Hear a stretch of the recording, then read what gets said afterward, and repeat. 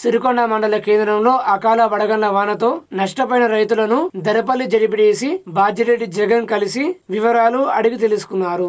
త్వరితగతిన సర్వే చేసి నష్టపోయిన రైతులను ఆదుకోవాలని, ఏదైతే 500 రూపాయల మద్దతుగా ధర ప్రకటించి కొనుగోలు కేంద్రాలను వెంటనే ఏర్పాటు చేయాలని వారు ప్రభుత్వాన్ని డిమాండ్ చేశారు. ఈ కార్యక్రమంలో బీఆర్ఎస్ మండల అధ్యక్షులు, ఎంపీపీ, వైస్ ఎంపీపీ తదితరులు పాల్గొన్నారు. సిరికొండ మండలం అటు నిజామాబాద్ సైడ్ నుంచి ఇట్లా వచ్చినటువంటి వడగళ్ల వాన మైలారంలో, తర్వాత ఇటు సిరికొండ చిమన్పల్లి సైడు, ఇటు వచ్చి నల్లవెల్లిలో భారీగా నష్టాన్ని కలిగించింది. మరి ఇదంతా కూడా ప్రభుత్వం చూస్తుంది. ప్రభుత్వం మరి అధికారులు వచ్చిరో లేదో నాకు తెలియదు. అధికారులకు కూడా ఒకటే చెప్తాం ఏంటంటే, మీరు అతి త్వరగా, ఎంత తొందరగా అంత తొందరగా కొనుగోలు కేంద్రాలను ఏర్పాటు చేయాలి. కొనుగోలు కేంద్రాలు ఏర్పాటు చేసి దాని తర్వాత మీరు ఏదైతే ప్రామిస్ చేశారో 500 రూపాయల బోనస్ అది ఇవ్వాలి.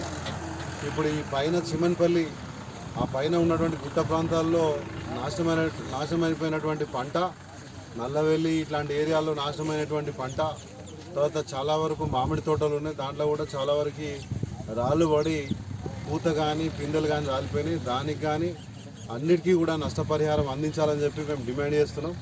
గతంలో మా కేసీఆర్ గారు ముఖ్యమంత్రి ఉన్నప్పుడు మక్క పంట పాడైపోయినప్పుడు, పసుపు పంట కూడా పాడైపోయినప్పుడు, తర్వాత ఎర్రజొన్న విత్తనాల డబ్బులు ఆగిపోయినాయంటే కూడా దగ్గరుండి మరి ఆ డబ్బులు ఇప్పించిండ్రు.